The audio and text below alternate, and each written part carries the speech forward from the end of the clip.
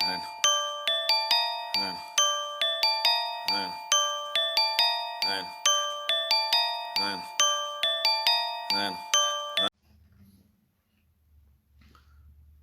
What's going on, everybody? Boy Man up here coming at you with another live video. Sorry about this, trying to get my cameras right, turn my ring on my phone down. Don't want no interruptions.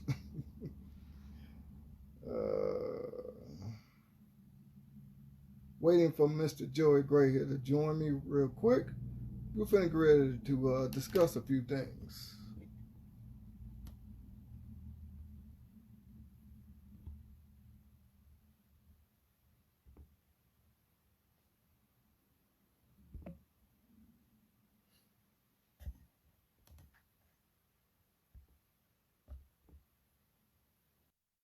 Alrighty. Think we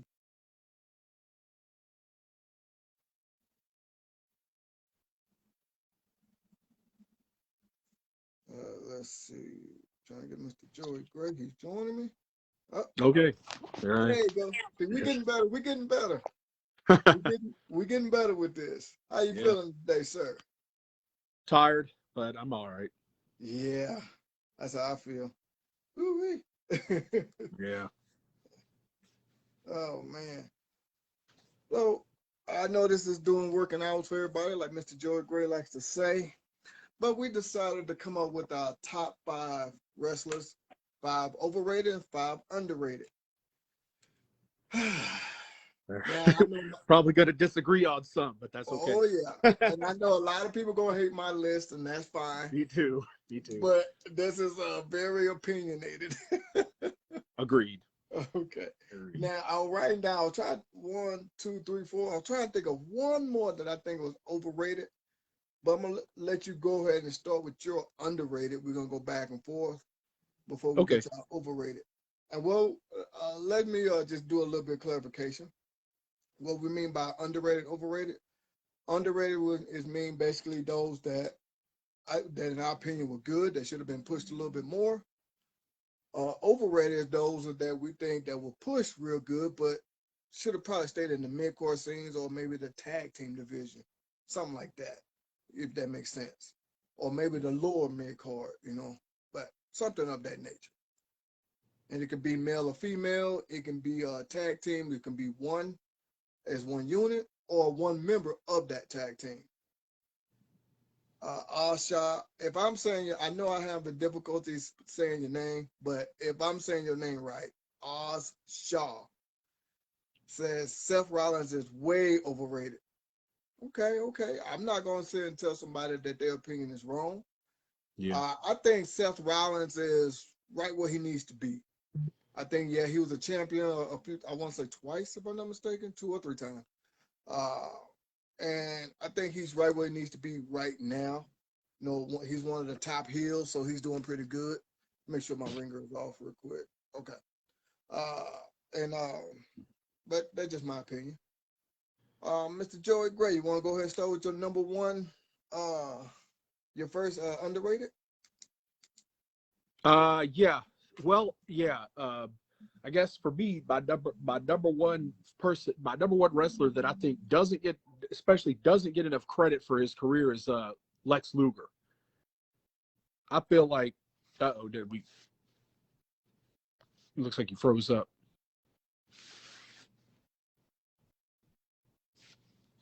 Sorry Are we about still? that. Oh, okay. I Sorry didn't know about if we were that. still live. I was pressing the wrong buttons. Oh, okay. Okay, sorry. There we go. I ain't pressing no more Okay. buttons. Go ahead. Yeah. So I got to go with Lex Luger because at least what I hear online, like, so Lex to me had a great career. He pretty much, once he got to becoming a main eventer, he kind of stayed there. Like he had a lot of success. And I guess for some people, they felt like because when he came to the WWE, he never won the belt. So they just don't feel like he deserved the props that maybe, or because people feel oh, he's not some kind of legend. He never really does, this and that. And I'm like, belt or not, Like, did he not have a top run in WWE and wrestle Yokozuna at the top of SummerSlam and main event WrestleMania with Bret Hart and Yokozuna and all this? You know, like I'm like, he still for like in just WWE alone had a great run, and then he was, I mean, he was U.S. champion in WCW for the longest time until he finally got the world championship, and then like I said, like him defeating Hollywood Hogan on Monday Nitro that time for the world title, even though the reign only lasted like a week, was one of the biggest moments on night or like in the Monday Night Wars at that time. And Luger made a huge impact because he's the guy that left WWE and appeared on the very first Monday Nitro, walking out during after the finish of the Hulk Hogan and Big Boss Man match they had on there. Whatever they call him, Big Bubba or whatever they were calling Big Boss Man at the time, in his million of characters he had. but Luger, people act like, you know, there's a small contingent of people that act like, oh, he should, you know, why isn't he in the WWE Hall of Fame? But then there seems to be a lot of like fan backlash, and I don't know if it's just a lot of modern fans to be like, oh, Luger's a piece of trash, he doesn't deserve to be there. And I'm like, what are they waiting on putting Lex Luger in the Hall of Fame? That's a good question, because I think I think he was also when he was in the WWF at that time. Now WWE, but I think he was awesome. I know when Hulk Hogan left, wasn't he supposed to be the next Hulk Hogan? Yeah.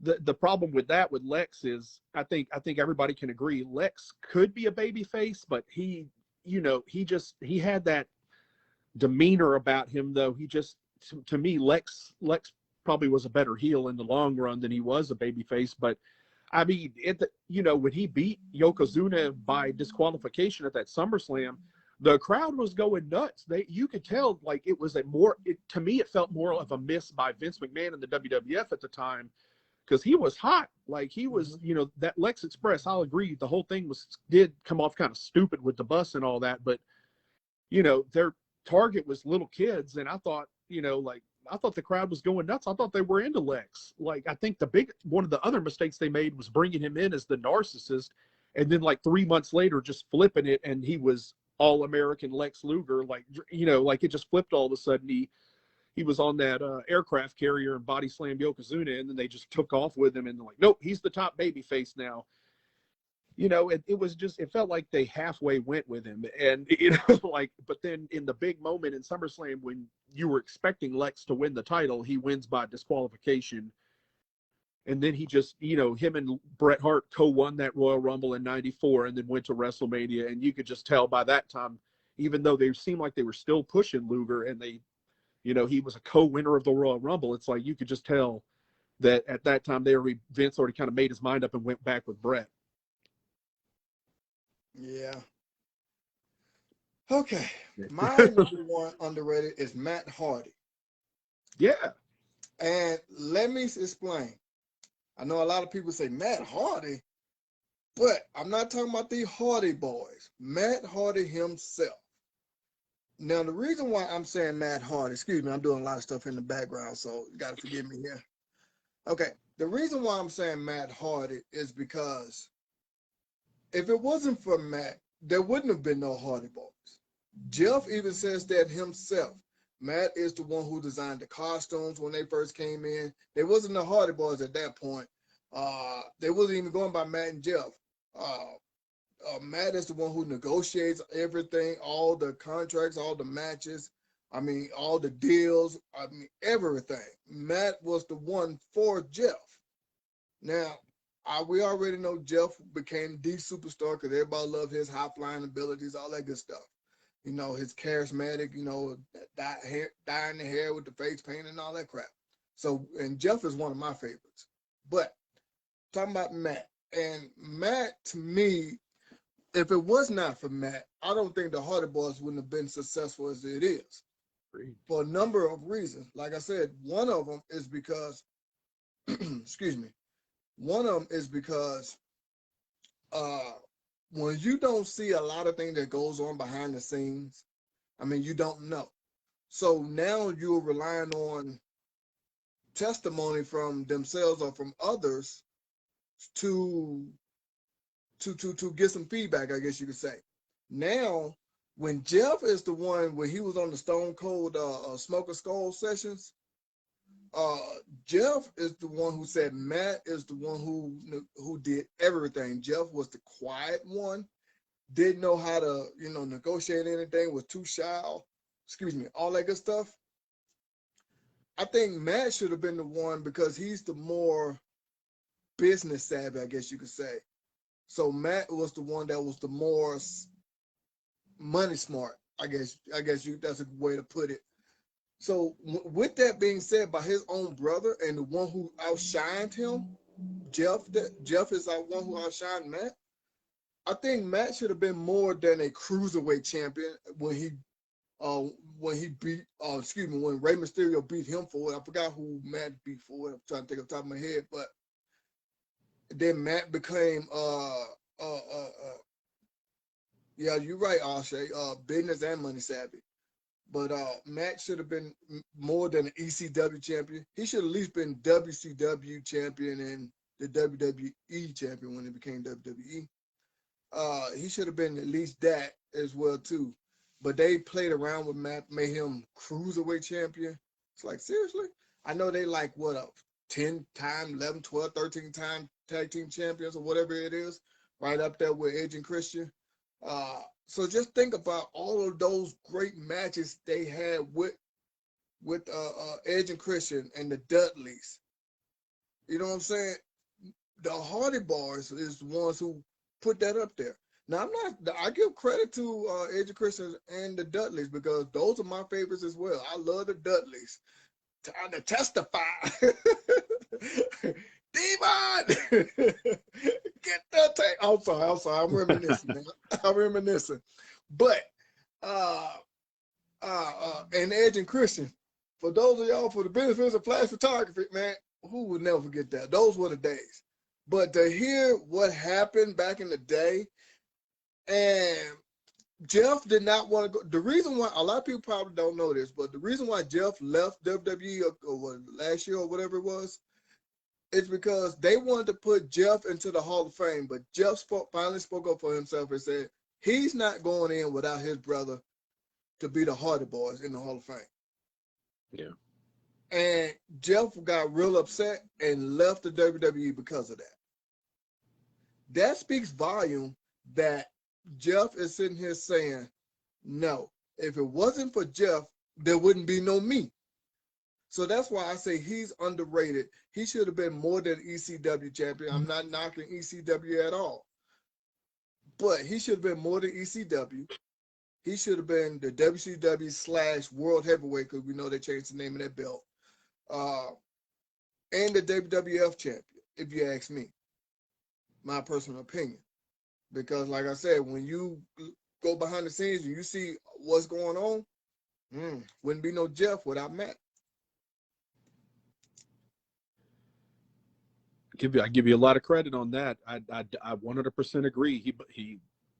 He doesn't get the credit he deserves. Like, a swanton bomb doesn't mean anything unless it's used in the right time and everything. And that's a lot of what Matt did for Jeff too, was especially in the tag team. It's all timing. It's all how to put things together. And Matt has always been very good at that. And then let's not forget about the broken Matt Hardy character, which is part of what got them back in the WWE back in like 2017. Like, Matt was the hottest thing outside of WWE at that time, like one of the hottest things out there, and had Jeff doing the Brother Nero gimmick and all that stuff too out there. But it was all from Matt's mind. So I got to say that's a good choice. Yeah, and let's not forget version 1 Matt Hardy. Yeah. he was entertaining. Like he was. I mean, funny. It doesn't, like I said, without him, it wouldn't be no Hardy Boys. And Hardy Boys is my all-time favorite tag team. But yeah, Jeff gives him all the credit for everything. And when I heard Jeff talking on Stone Cold's Broken Skull session, I was like, wow, I gained even more respect for Matt Hardy because of what Jeff was saying. If it wasn't for Jeff, they wouldn't have had those crazy costumes when they first came in. They wouldn't have created the persona that they had. They wouldn't have been able to do the Titantron videos, all that stuff. Matt is the one who did all of that.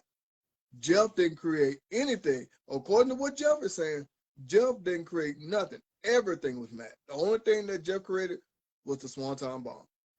Yeah. That's it. All right, go, your turn. All right. So my next one is Bobby Eaton, Beautiful Bobby of the Midnight Express. Oh, Yeah. okay. That guy does not get. I feel like he's another one that at first people were saying that WWE wasn't interested in putting like NWA and WCW guys that spent their whole career there in the Hall of Fame, but we know that's not true. They put the Rock and Roll Express in. They put Stevie Ray in as Harlem Heat, which Harlem Heat never wrestled in WWE. Like they are recognizing. I mean, they own WCW. They might as well recognize, like it's part of WWE history now. So my thing is, if you hear, speaking of Steve Austin, going back to when he came in to WCW. After he wrestled in Texas and wrestled in Memphis for a little while and stuff, he got into WCW, and right off the bat, Bobby Eaton took an interest in him, and Bobby had just won the TV title, and he is the one that pushed for them to work with Steve and make Steve like a higher up heel in WCW. He saw the talent in Steve walking through the door, but I mean, in hindsight, who couldn't? like Austin, when you saw Austin, even with the long hair and everything, like you knew he had something from the beginning, like the way he carried himself and everything. Before he got the character of Stone Cold, he was missing that rocket push and everything, that thing that got him to the top. But there was always something. You knew there was some talent there, some real talent, and Bobby took an interest in him, and he still he credits Bobby with a lot of help in his early career. And then not to mention, Bobby was a consummate tag team guy, known for the two versions of the Midnight Express he was in that were both extremely successful. And then later teaming with Arn Anderson in the Dangerous Alliance and won the tag belts. And then he teamed with William Regal. A lot of people don't remember that as the Blue Bloods in WCW. Yeah. That was goofy as hell, but it was funny. Like it was funny. So I gotta, Bobby's one of those guys too that just like, it's a lot of behind the scenes stuff. We talked about, even like Matt doesn't get the credit, but Bobby bringing up guys, like bringing Steve and putting a belt on him and being like, here, I want to lose my title to this guy. Like this guy needs to be the champion and needs to get a push and stuff. Like he, he was a very underrated guy. He was, to me, as good in the ring as Shawn Michaels, just without the good looks. Without the good looks in the body. Bobby Eaton was never going to be a body guy. He had kind of skinny arms and a little bit of a pot belly. That's Shawn Michaels. I mean, Shawn Michaels didn't have a pot belly, but Shawn Michaels is skinny. Yeah, but Bobby Eaton wasn't a particularly good-looking guy either. He didn't have none of that going for him. But in bell to bell, Bobby could go, and he was like back in the early '80s, an innovator with doing the Alabama Jam off the top rope, that big leg drop off the top, and then the what they call it, the rocket launcher in the Midnight Express, where Stan Lane and Dennis Condrey would throw him off the top and make him do a splash or whatever. So I'll drop it right there. But I think some people, when they see this, will agree that Bobby Eaton is another guy. Like, why isn't, what are they waiting on putting the Midnight Express in the Hall of Fame? I'm not saying put Bobby Eaton by himself, but Jim Cornette and, the whole crew, like at some point, like, it's like, come on, man. If we're going down the list of tag teams, he belongs in there somewhere. Yeah, I can see your point. Now, let me, before I go to my next one, let me say this here. Because I'm a big WWE/WWF guy, all of mine are in that company. Now, don't get me wrong, I do know some of the wrestlers you're talking about. And I know you watch all wrestling, all the promotions, I know. But because I'm big with WWE/F guy, that's where all my wrestlers are coming from. My next one, this one might catch you by surprise. My next underrated is Keith Lee. Hmm. Now, let me explain. I'm not talking about the Keith Lee that's doing all these crazy flips and stuff, because that is impressive, but he goes overboard with it. Now, reason why I'm saying Keith Lee is because you got a big dude that can move like this, who I think it was the Philadelphia Eagles who he played for. I might be wrong, but I know he played in the NFL. So don't quote me on that. Yeah, if I'm wrong, y'all let me know. But anyway, you got a big guy who can move like this. I would say tell him to tone it down with the backflips and all of that stuff so he can have a long career. But you got a guy that's very agile, that's very ring savvy, and he killed it in NXT. He was a double champion in NXT, which is rare. You know, that I think that probably only, if I'm not mistaken, that only happened twice. And he killed it. He was the North American champion and NXT champion. So when he comes to the main roster, I think I love his slogan, "Bask in My Glory." That to me was a great slogan. You know what I'm saying? This got this big 300-pound guy, well, somewhere around 300 pounds, that can move. I would just, if I was Vince, I would have told him, you know what? I like you, but this is what I think we could do to push you a little bit over. Is tone down some of your athleticism. Like I said, with those backflips and all that stuff off top rope, because I want you to be my top guy one day. I want you, and I think because it's who else was about his size that was top? The Big Boss Man. You know, he kind of reminds me of the Big Boss Man, who's big, who can move. He didn't do all those crazy flips, but he could move. If I was Vince, I would have told Keith Lee, kind of mirror your gimmick to this. You know what I'm saying? I'm not telling you to be this, but mimic it to that. And also, who else could move pretty decent, pretty good was Mick Foley. You know what I'm saying? I'm not saying he was very agile like that, but he could move pretty decent. And I think if Keith Lee would, if Vince would have, I don't know exactly what went on behind the scenes. I know Keith Lee is a little bit upset right now with the WWE for releasing him, and I am too. But I think Keith Lee would have been a top guy that I think everybody would have loved, whether he would have been face or heel. Kind of like with Roman Reigns, he's face and heel. People loved him. He's getting a lot of cheers right now, being a heel. And that video I sent you, I was thinking about that video all day. That was funny. That was funny. But anyway, with Keith Lee, him being as the way he moved, he could have been the modern day, like I said, Big Boss Man. And everybody loved the Big Boss Man. I know I did back in the day. And I think, like I said, if Keith Lee, with his short WWE career, he more than likely he'll come back. More than likely, I'm hoping he do. And if he could have just tweaked it a little bit, I think the fans was getting used to him a little, but probably not quick enough as Vince probably would want it. Because Vince did want to push him. Keith Lee did say that Vince wanted to push him, but he wasn't really getting. He was like, okay, he was over just a tad bit with the fans, but Vince wanted him over. You know what I'm saying?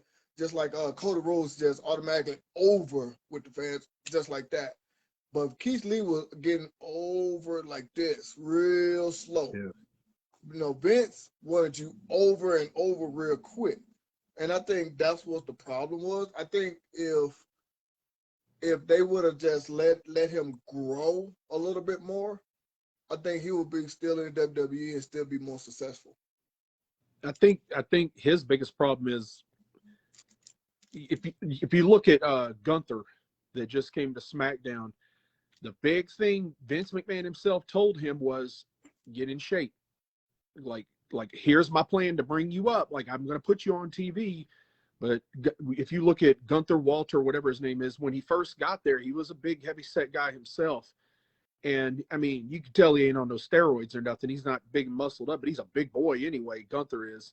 Like, but 6'9", I think 6'8". something like that. He's a big old dude, but Yeah, he's a big dude. big, naturally big shoulders and all that stuff. Mhm. And I think part of Keith Lee is I don't think Keith ever tried to. I think if he had dropped 25, 30 pounds, he'd have still been a big dude, but I think that was part of what for Keith is not doing that. So then they brought him to the main roster and put him in a singlet and stuff. You could just tell though with him in the clips that I saw of him and stuff like that, he just did not look like he was committed to what they wanted him to do, like he was doing his gimmick his way in NXT. But when they brought him up to Raw and they put him in a singlet and stuff like that to try to hide the fact that he was kind of overweight and stuff like that, you could just tell he just looked uncomfortable and didn't like what they wanted. There was just something he didn't like about it. And I think that's a big part of getting over too, is committing to the character and to what the things are going on with it. Now don't get me wrong, they make some stupid decisions up there, like with the carrying cross and all that stuff, like where this guy had, looked like a killer, like really, like no joke to the killer cross thing, but like he really looked like a killer. But then they put him in, like a whatever that was get up.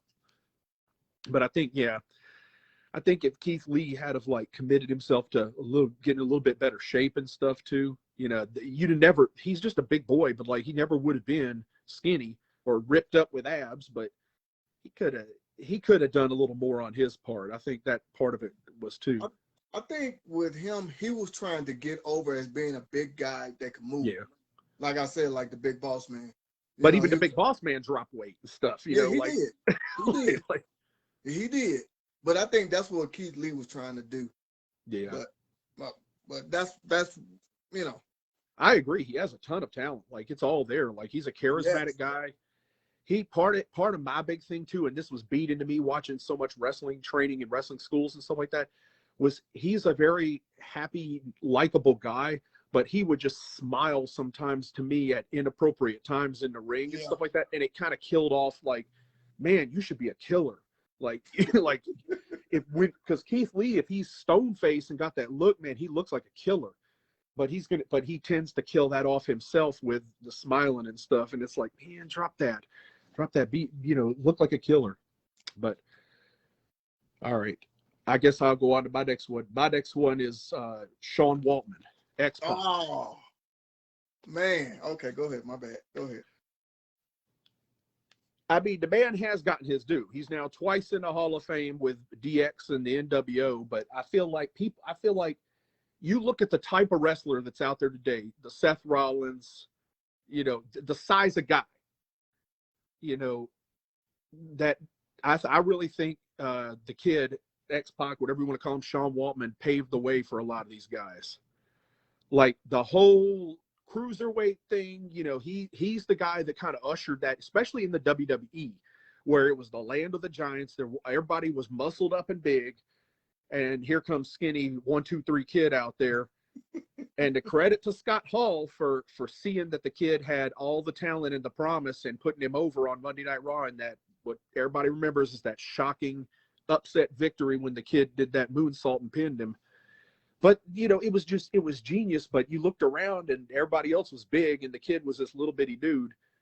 But man, like I don't think he gets any credit for, like, I don't think he gets anywhere near the credit he deserves for his body of work, his entire, decades of career and everything, and what he did for, for getting that kind of style of wrestling over. He did, the kid could go, like, it wasn't all just flips and stuff, but, but he was good at knowing when to do it and stuff like that. But just, I think, with the size of wrestlers getting smaller over the years, I think they owe a lot to X-Pac. Yeah, I can agree with that, because like that kind of paved the way for like Ricochet. They kind of paved the way for I can't think of his name. Rey Mysterio had a feud with him one time. I can't think of his name on top of my head. Golly. But anyway, that paved the way for a lot of smaller wrestlers. So I can agree with that big time. Even a somewhat small wrestlers like Jeff Hardy or Shawn Michaels. Well, not Shawn Michaels. No, let me take that back. Yeah. But somewhat small, because like you said, Vince do love the big guys.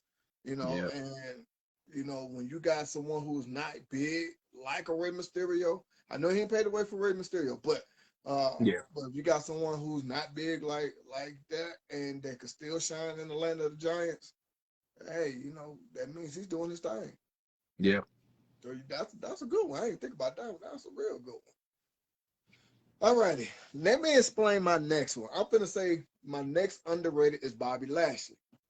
Now I'm saying Bobby Lashley back when his first run with the WWE, and I think he debuted in 2005 if I'm not mistaken, or something like that, and he left the company in 2012.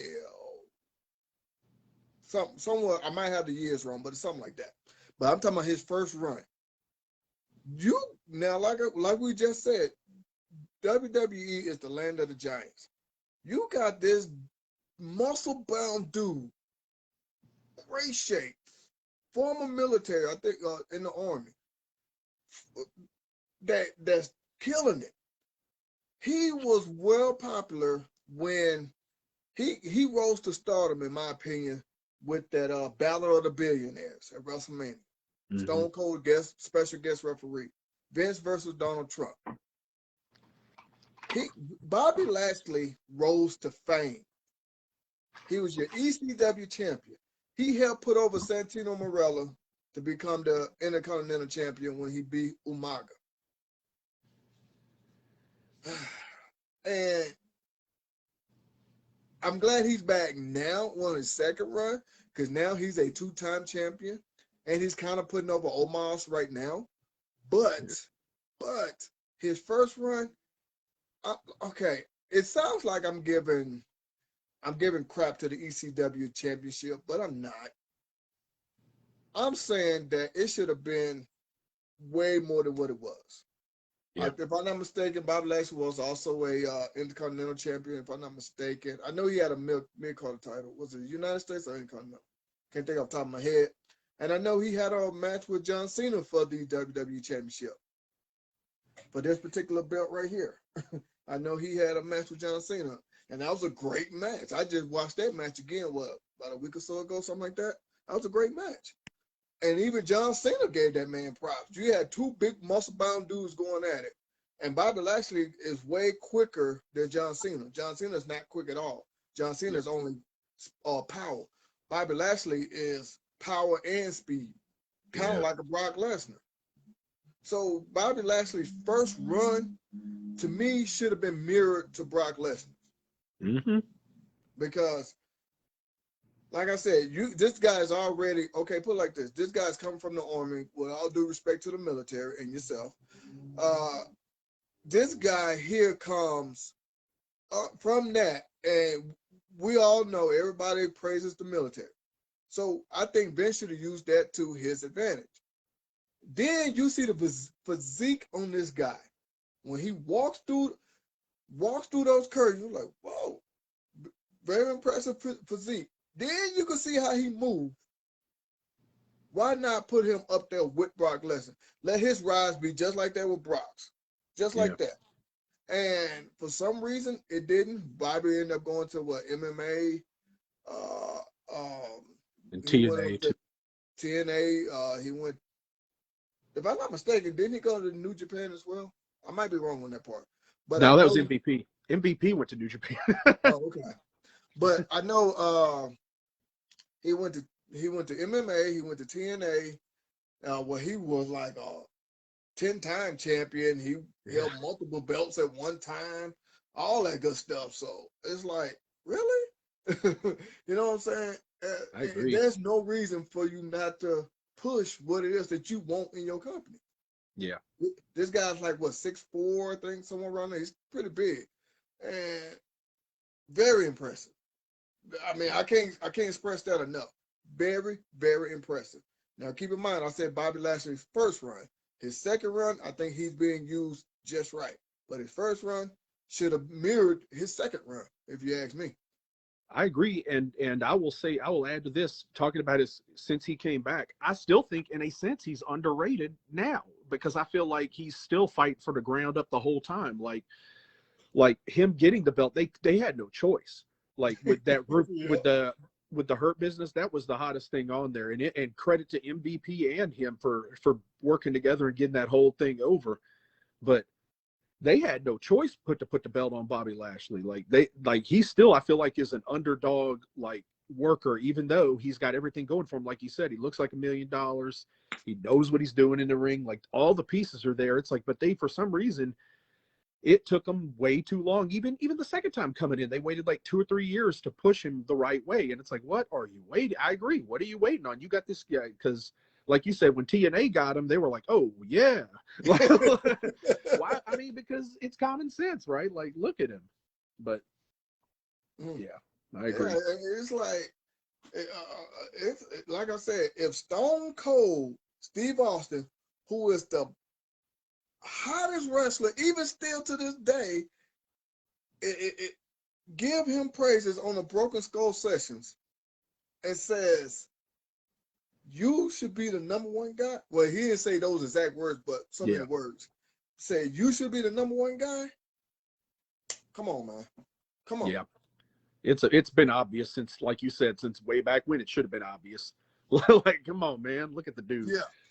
Like, he didn't even have to open his mouth. It's all, just, he was great. Yeah, and I hate that they waited this long. Now the man's in his mid-40s. Still looks like $1 million, but the clock is ticking. Like on before he's going to probably have to hang it up. And I'm going to, yeah. I know. I agree, though. God, I wasn't even thinking about Bobby Lashley, but now, like, I'm like, damn, yeah, like, yeah, I agree. My next one is this is another WWF, well, amongst other companies, but Rick Martel. Oh man, you bring back a lot of memories. Yeah. Like that man, like I felt like he was one of those guys too that I think by the time the '90s rolled around, he was so beat up. Like I think that's what really hurt him. And this guy, he was the AWA champion. He was in WWF in the '70s in the WWF, and he was a tag team champion there. Then we all know when he came back, he was with Tito as the Strike Force, and that was hot for a bit. I mean, I feel like he had a great career. He's another one they haven't put him in the Hall of Fame, and I'm just sitting here like, I feel like Rick Martel is an obvious WWE Hall of Famer. From like we were talking about, from the old days, the territory days, to the Strike Force, to the model Rick Martel. He was one of the guys that worked with Shawn Michaels first and helped Shawn become, he's the one that kind of, his feud with Shawn is what helped propel Shawn to the Intercontinental belt. Man, I feel like Rick Martel is one of those guys that doesn't get the credit he deserves. That's it. I can agree with that big time, man. I forgot all about Rick Martel. Man, you take me back. Man. With the arrogant spray, blinding Jake the Snake Roberts. Wow. Remember that? They had the blindfold match at WrestleMania. Yeah, I remember that. Wow. Woo. Damn. Okay. All right, my next one, and hear me out when I say this. My next underrated is Mick Foley. The reason why I'm saying Mick Foley is because this guy was so over with the fans. I mean, so over. And that's what Vince wants. Yeah. And you only make him a 2-time champion, and you give him the gimmick, and he ran with it and made it a legend, hardcore. If this man is willing to basically kill himself, I mean, yeah. oh my God. What? It's like, okay, Mick Foley is the guy that put over Edge. I mean, even Edge says that himself. In a hardcore match, right, at WrestleMania. Yeah, with Lita, there as well. Yeah. Mick Foley is the guy that, I'm not going to say put over the Undertaker, because that's not true, but help Undertaker keep that status with that Hell in a Cell match.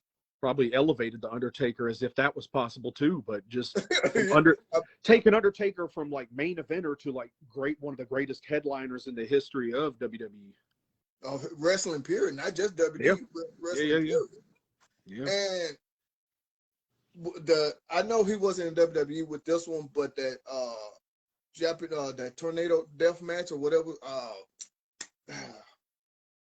Japanese death match. There we go. Yeah. And also too, like I said, following 40, 50 feet off that damn Hell in the Cell. Yeah. All the Ring of Fire with the barbed wire, the multiple characters. Okay, you got Mankind, you got Dude Love, you got Cactus Jack, Mrs. Foley's baby boy. This man was so over with the fans.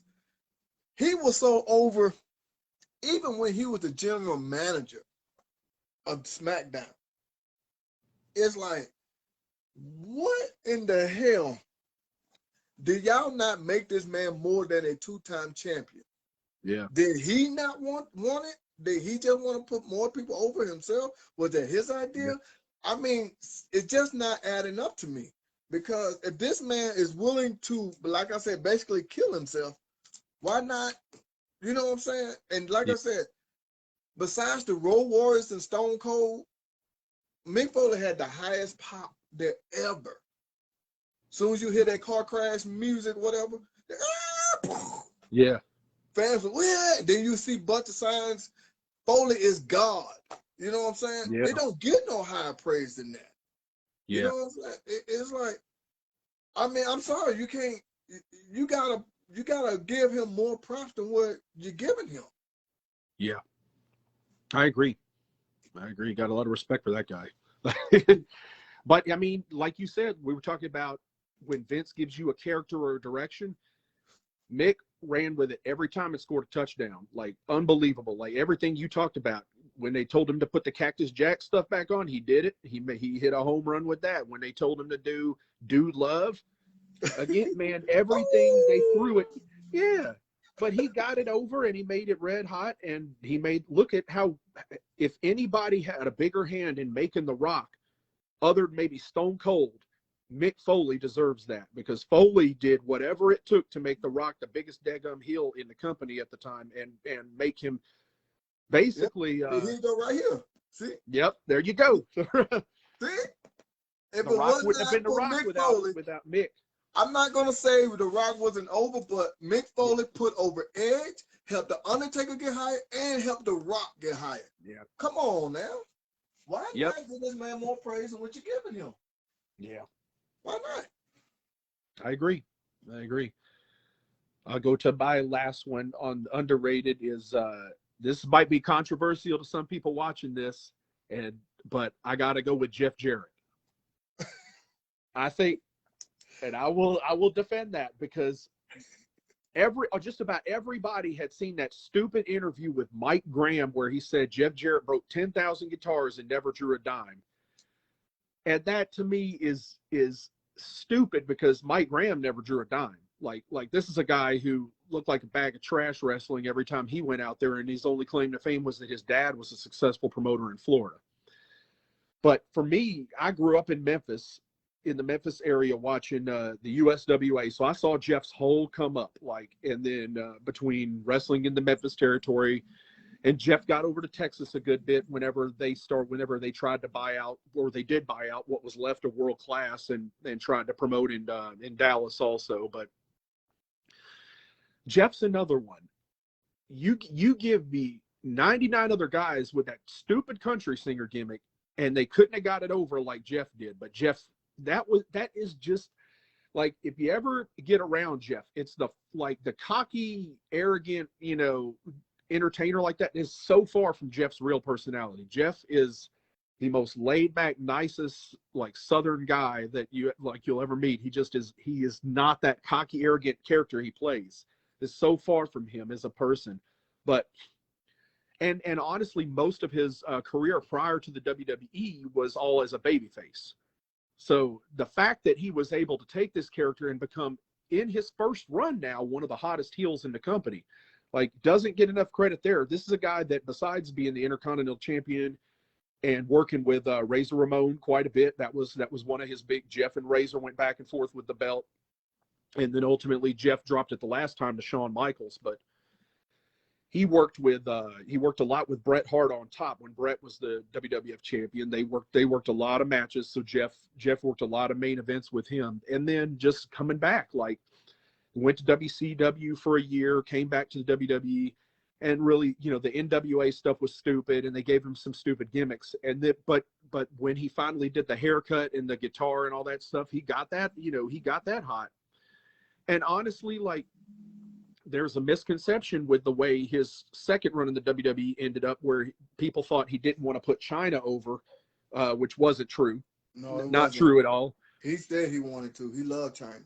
Absolutely. He knew, he was smart enough to know, being the son of a promoter and everything, to know that this was her time. Like, it was time to drop it. And the whole time he was hoping that he would end up getting rid of the Intercontinental belt and get a chance to work on top again, like to work with Austin and people like that. And he thought that, I think the misconception is that Jeff didn't think he fit in, like, as a WWF champion necessarily with The Rock and Austin and all them.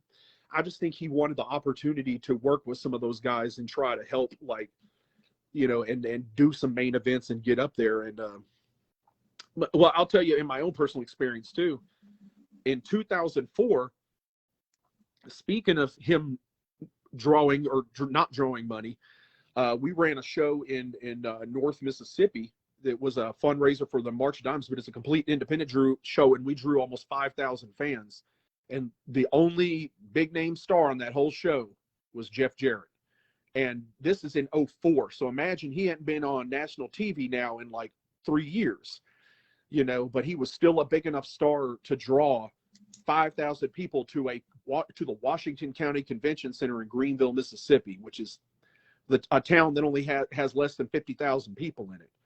So that's a testament, for one guy to draw 5,000 people to an indie show basically off his name alone, and good promotion that helped it. I mean, the promoter did a good job promoting the show and stuff like that, and reaching out, where, especially in the Mid-South area where Jeff was well known anyway. But I was very happy to see him go in the Hall of Fame, but I feel like part of that, during that period, I felt like people gave him flack back, like he didn't deserve to be in there and stuff either. And I'm like, to me, like, of course, there were all these narratives made up too that Vince and Jeff hated each other, which everybody knows now was not true at all. Like, they didn't have all this heat that people thought they did for Jeff starting TNA. And matter of fact, Jeff actually was talking to Vince while he was starting TNA and getting Vince's advice on, trying to start a national program, which doesn't, it's not popular because that doesn't fit the narrative people want Vince McMahon to be like either. They act like, oh God, once he hates you, he just hates you, or he don't, they act like that. But no, I feel like he's another one that he may never have been WWF champion or WWE champion, but I still feel like he's a pretty big star in his time, and still, did a lot and deserves his props. Yeah, I think he was a great star in WWE/F, and also in WCW. I remember him in WCW, and I think he was great. And he loved China. He wanted to put China over because, like you said, it's time. And then, like I said, for a woman to win a men's title, that's gonna blow over. That was back in what? The early 2000s. I'm trying to remember exactly, so don't quote me exactly. Early 2000s, like 2001, 2 maybe something. It was like 99. 99, okay. And that's one of the reasons why I have this Intercontinental belt right here, because China is one of my favorites, and she held this exact version of the belt. and I know it's not the purple strap, but still, she held that. She did. That was actually, funny enough, Jeff still has that belt. He has the real purple strap Intercontinental, because the night he dropped it to China was the last night that belt was ever used, and he took it with him. And China got the scratch logo black leather one, but the last night the purple strap was ever used, for a reason, was in that what they call it, everything household goods or whatever they use, where they got everything just dirty, because by then you couldn't even see the purple on the strap anymore because it's all the sweat and baby oil and everything on it, and it was just, any color strap just seems to get ruined over time, back then, because the wrestlers didn't take good care of them. But that was actually, when China won, it was the last night they ever used the block logo belt, and Jeff still has that, the Jamar ring used purple strap IC still in his possession. Yeah, and that's my favorite version of the belt, the Over IC. I know everybody likes the classic one back in like Razor Ramon and Shawn Michaels back in the day, but my favorite is the oval shape. But Jeff Jarrett, man, he do deserve more credit, because he saw the talent of China and said, you know what? Let's boost this a little bit higher. Let's Yeah. put, because when she won that belt, do you know, it was rumored that she was going to win the WWF championship, but because she started doing crazy stuff, Vince said nope.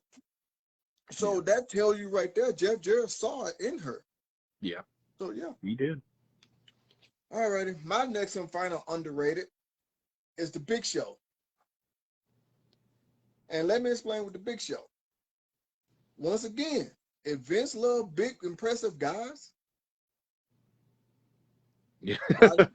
why not make him more of a champion than he was? You made him. You took him so long to get his WrestleMania moment against Cody Rhodes to finally win the IC title. Yeah. You give him the. I know I'm finna say this again, and people might think otherwise. What I'm saying, I'm not hating on ECW. Don't get me wrong. I Yeah. love ECW, but you only give Big Show the ECW championship, and then you take so long to give him the World Heavyweight Championship when he won it off of Mark Henry. Yeah. Come on, man. Yeah, I agree. The Big Show, big as he is, and as much overweight as he was, he still was a good worker. Could he have been better if he lost a little bit of weight? Yeah, of course. He eventually lost the weight, but it was a little bit too late in his career. But still, that man was popular with the fans as well too. Everybody loved him, and even John Cena saw, who he is as a person, the Yeah. talent of him. That's why him and John Cena are best friends. You know what I'm Yeah. saying? And me personally, I think the Big Show, everybody wanted to work with him. The number one guy that wanted to work with the Big Show the most, well, two people, in my opinion, was Undertaker and Kane. Yeah. And because they love the fact that he was a hard worker, he was dedicated to who he is. I can't really say which he was more a heel or a face because he was both equally. And I love the fact when he debuted in the WWF at that time, he come up through the ring and choke slam Stone Cold, and that was awesome, And he was impressive ever since. Then when he debuts in AEW, I like that shirt he got, no more BS, but he means BS as in Big Show. Yeah. And I Yeah. think he could have been more over as well too, because him and Mark Henry are good friends as well too. And Big Show did not want to go to AEW at first because the AEW offered him a contract, and Big Show went back to Vince and said, "What do you think?" And Vince told Big Show to take it. Yeah. And Big Show was like, "Are you sure?" And he was like, "Yeah, take it, because that's a great opportunity for you." Yeah. So his 20 plus year career, you make him a multiple time champion, tag team champion, excuse me, only a 2-time world champion. He never And gonna let him feuded. walk out the door. Just be like, here, go Yeah. on over there. I don't really care. Yeah. He never Yeah. feuded for this belt when he was in there. He never feuded for the Big Eagle. He was, like I said, he was a tag team champion. He was a ECW champion and a world heavyweight champion. Yeah. I think that man, as good as a worker he was and very impressive, he was so impressive. He did a kick up like a lot of the what's her name? Bianca Belair does, Rey Mysterio, all of them, even The Rock. Yeah. How many big dudes do that? His size. Yeah. But Vince had to tell him not to do it because Vince was scared that he was gonna hurt himself. So Yeah. how many people? That's what I say. I think he was very underused as well too in his very long career. Yeah. And not too many people that size have a long career. Look at the great Khali. Yeah. You see what I'm saying? And if Omos don't change and get better, I don't think Omos gonna have a long career. I don't see him being speaking of him, I don't see. They keep trying to. They tried to find a replacement for Big Show too. I felt like Braun Strowman was supposed to be his replacement, and that didn't work. Like, I mean, Look how many times they gave Braun the title and he never got over. He never got over, but Big Show was over. Like Big Show, everybody knew him. He was a big star. I got to agree. And my first time ever going to a WWE event was a live event, non-televised. And I never forget, this was back in 2009.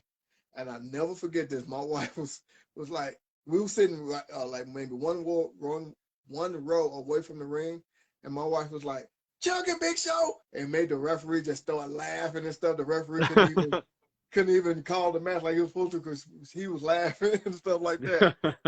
But it was, like I said, Big Show should have been more of a champion than what he was, more of a star than what he was. Because even though he was overweight for a very, very long time in his career, he still outworked a lot of people. Right. Yeah. Yep. Yeah. And John Cena owes him a lot because Big Show made him too, helped make him. So like without Big Show, like putting him over and making him look like letting him squat him and stuff like that. Because let's be honest, if Big Show wanted to sandbag him and just like crush him, he would have. But he let him do that. You know, a big man like that got to let you do those things. You don't just do them. Like so, yeah. I might have to cut myself short on this because I got to go in a minute. But okay. Do you want to try to just go through the overrated quickly or whatever? Yeah, if you got time. If you got time. Yeah, I got about another 10 minutes. I know it was fun talking about all that though, because it's made some really good points about some people. That was good. You're definitely not going to probably agree with me on this, but you want to know my number one most overrated? Okay. The Road Warriors. What? All right, go ahead. All right. I don't think every time I hear the greatest tag team of all time, that's who people always come up with. I got to know in what way. Like for me, because like I don't see it. I see the characters and everything like that. But my issue with that is during the time when they were on top in the 80s, they were some of the worst workers in the professional wrestling business. They hurt people in matches. They didn't want to lose, which is a big problem they had in the WWE too, especially the first run. Now, when they came back the second time, they were putting people over because they needed a job, and they were not the stars that they had been. But the first time they came around and they were asked to work with like Ted DiBiase and IRS and these guys like that, they didn't want to put them over. Now think about we're talking about the $1 Million Man Ted DiBiase and IRS, both legends, both guys that, you know, most tag teams wouldn't have a problem working with and putting over, but you know, they had that problem everywhere they went. That's why they had short runs and really, you know, a lot of problems with people. And when they were in the AWA at first, the AWA was so starved for star power in the early 80s that they were just willing to let the Road Warriors do whatever they wanted. But after a while, yeah, whenever they were carrying the AWA belts, they didn't want to put anybody over for them. And they were like, okay, but you guys are talking about leaving and you don't want to drop the belts. You don't want to lose to anybody. And then they ran into the same thing in the NWA, like when they were over there. They didn't want to put anybody over. They didn't want to work with anybody. And they had a hot tag team scene there, but they just acted like once the Road Warriors got the belts, that was just beat all end all. They should never lose to anybody or drop it. And again, they carried the same thing over into WWF. They had problems that's why Vince took so long to get them, because he knew their reputation and he knew that they had that problem.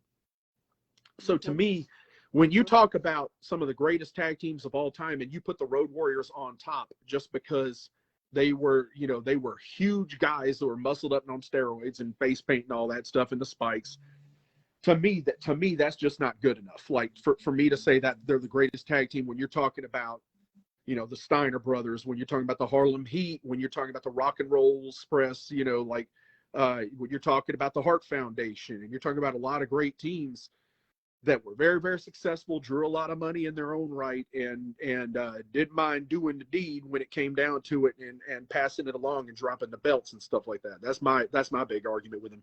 And to me, I've heard all these people say like, oh, did you know that thing, the Road Warrior pop and all that stuff? Did you know that they drew more money in Japan than anybody else? And I mean, that's not even true, because I'd argue that the Steiner brothers were a lot more successful in Japan than the Road Warriors. But well, you might not agree with my first overrated, and that's Razor Ramon. Ah, Now, let me clarify that. Razor Ramon in the IC division.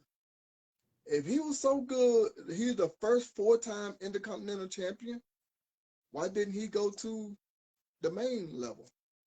Instead of staying in the mid card, why didn't he go to the upper card? You know what I'm saying? yeah. You know, he was that guy. And that cheese mo, you know, Carlito is the one who started, I mean, not Carlito, Carlito copied Razor Ramon's style. Let me put it like that.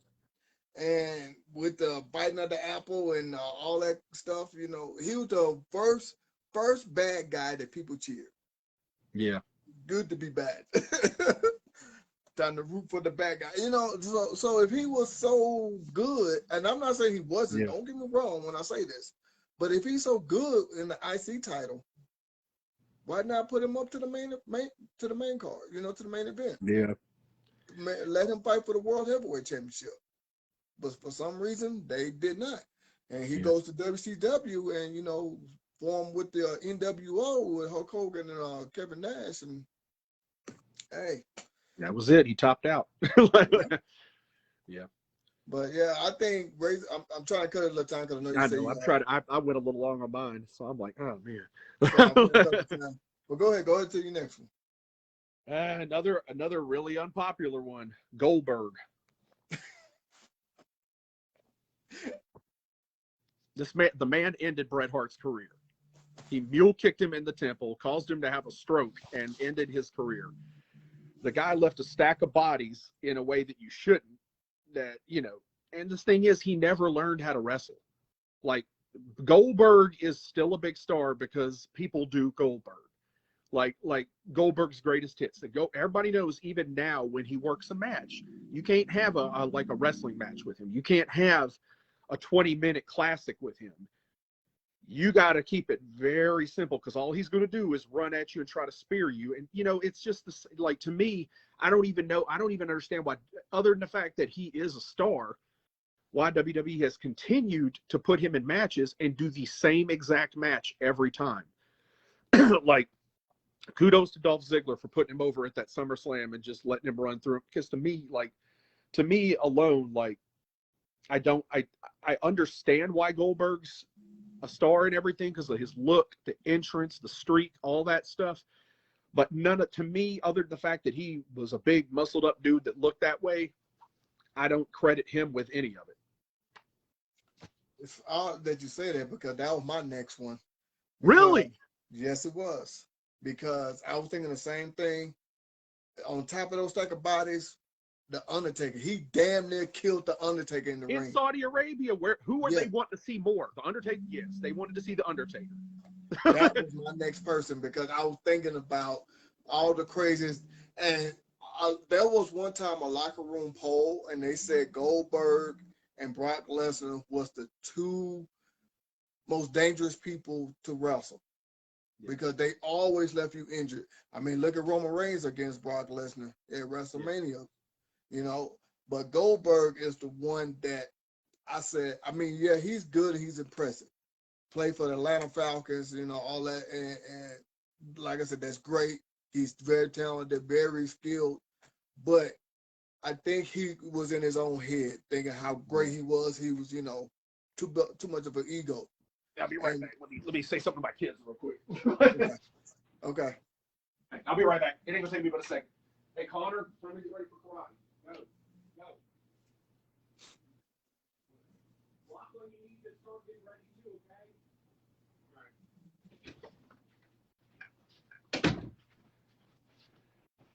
okay? We finally had the same pick. And just so everybody know, we did not discuss who was on our list. We just said we're gonna come up with a top 5. And I said Goldberg I was like, he's great, don't get me wrong. Yeah. But he is one of the most dangerous people to work with. Unlike a Drew McIntyre, they said it's the most safest. A lot of people said Drew is the safest. And then also too, didn't Goldberg injure Chris Jericho as well? Yeah, and they got into a real scrap, and Jericho got the Yep. better of him. So there you go. Yeah. So, because just like what you were just saying with the Road Warriors, they history and stuff. Why push Goldberg then? Yeah, he needs to stop. They need to stop bringing him in because nobody. Yeah. I mean, I'm sure nobody wants to just get mowed over by Goldberg again. And it's like, okay, it's tired now, you know, because he can't. He's one dimensional. He can't do nothing else. All he can do is Goldberg, like that gimmick in those short matches, explosive matches, and that's it. You know, Yeah. one like you've seen it over and over now. It's like I don't really want to see that again. Yeah, because All he right. damn near killed the Undertaker with that jackhammer slam. That close Seriously. to breaking Undertaker's neck. If I was Undertaker, I'd have beat his brains out of bed. I mean, because who are they really there to see? They're there to see the Undertaker. Let's be honest. He's the biggest star on the show. All right. My next one is CM Punk. I don't think he is worth all the hype. What? He's a skinny, fat little guy who had a bad attitude. He complained his whole career about everything. Never wanted to, you know, like he thought he really, in his mind, believes he's the greatest professional wrestler either. And in my eyes, he's a mid-carder. That's it. Okay. Hey, that's plain and simple to the point. Get your black T-shirt on. Yeah. I like CM Punk though. I think he's one of my favorites, but I think what mainly will put him over is that the fact that a lot of people knew his pipe bombs had a lot of the truth in it, and Yeah, that's what put him over.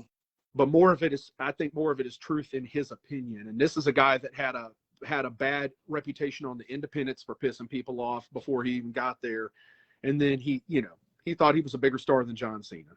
I mean, and he wasn't. It's just okay. My next overrated is Diesel. Oh yeah, AKA, I agree. AKA, I agree. AKA Kevin Nash, AKA Diesel.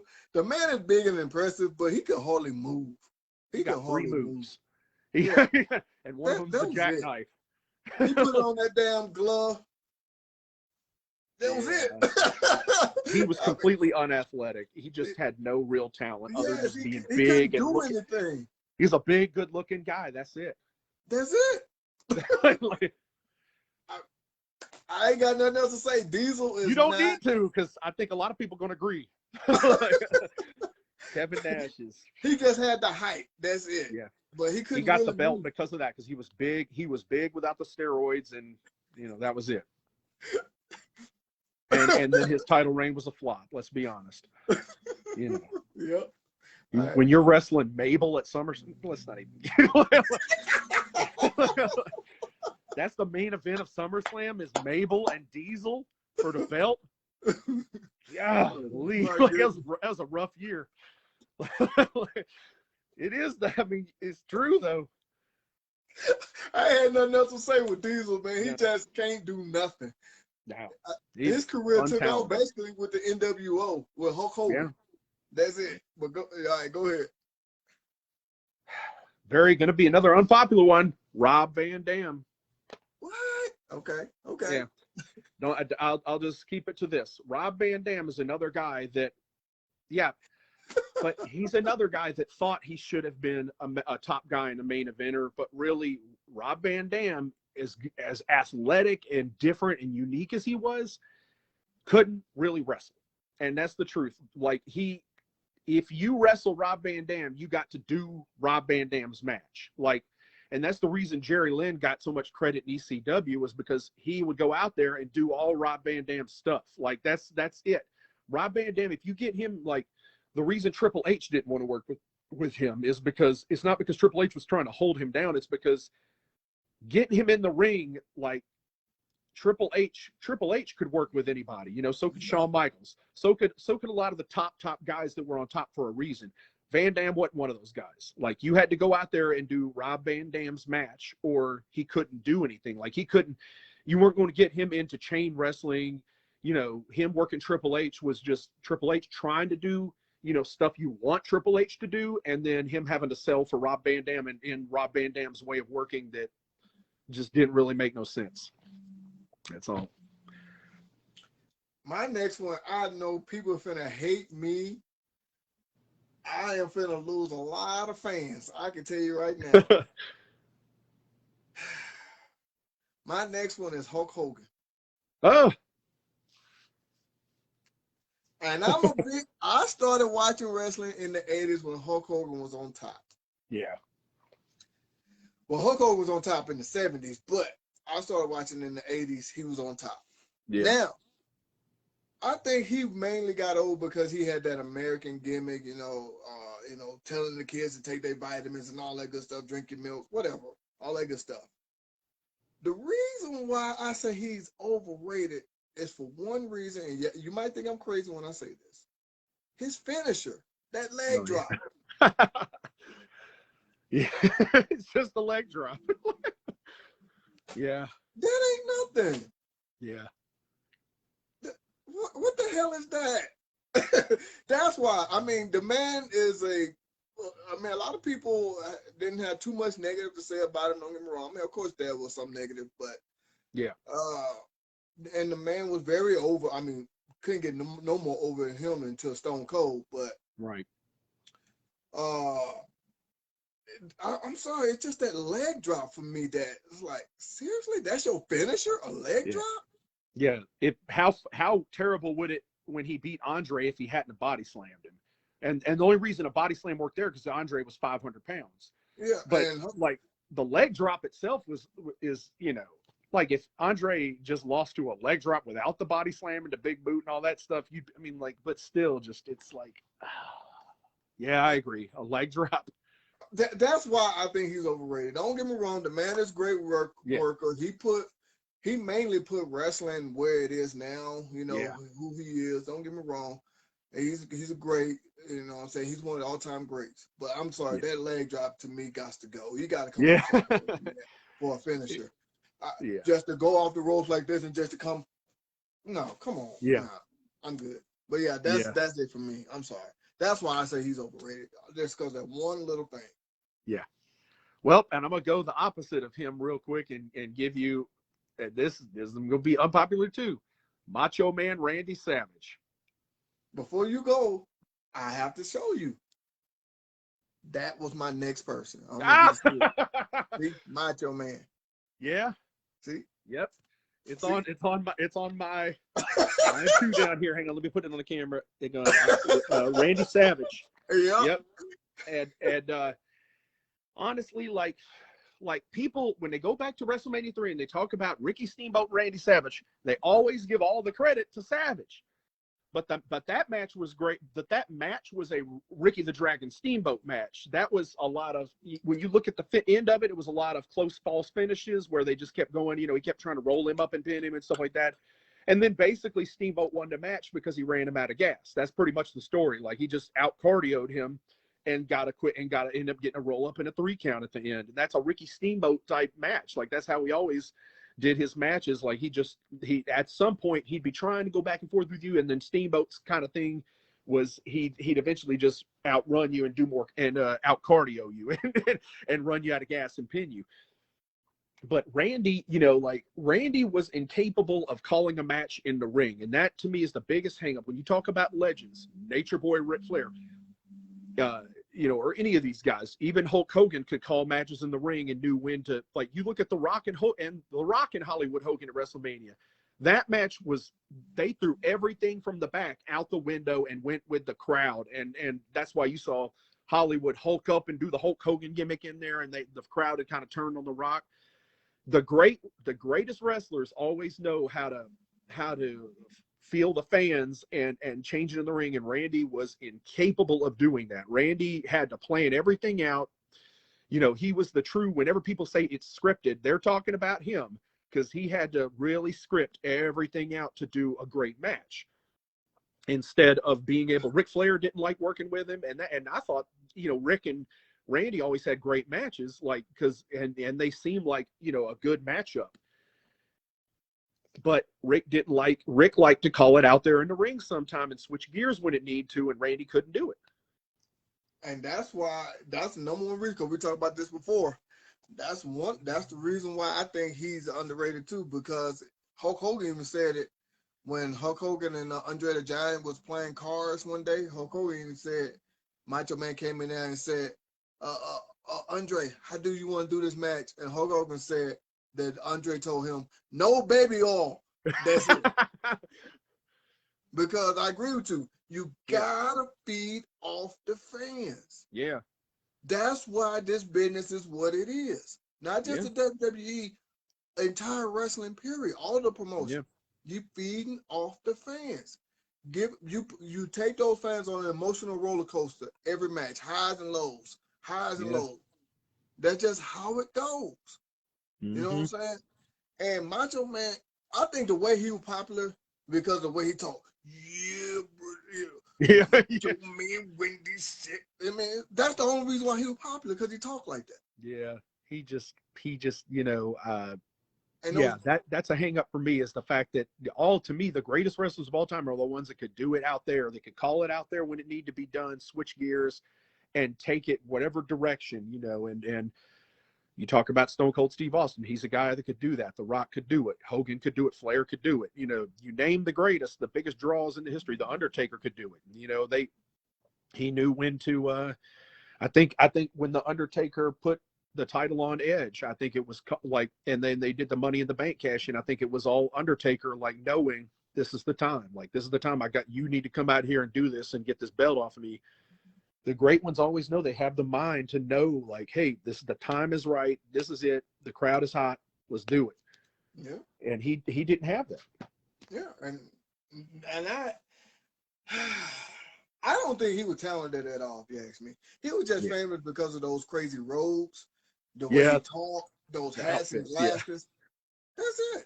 Yeah. And you know, he treated Miss Elizabeth like crap in real life, and you know, he has a freaky, obsessive relationships with people and stuff. He's just wasn't a good person, you know. Like, I want to say it, but it's like, you know, even Hulk Hogan talk about it, like, in the background and stuff like that. Like, dude was just real crazy. Even though Vince created this storyline, it was real life that Macho Man thought Hulk Hogan was having an affair with Miss Elizabeth in real life, and he's a nut. It was what it was played on storyline was real true in real life. And Hulk Hogan was like, no, I ain't messing with her. But anyway, that's besides the point. I just think Macho Man was not a good wrestler, a great character. Yeah. Oh, yeah, one of the best characters. But wrestling, no.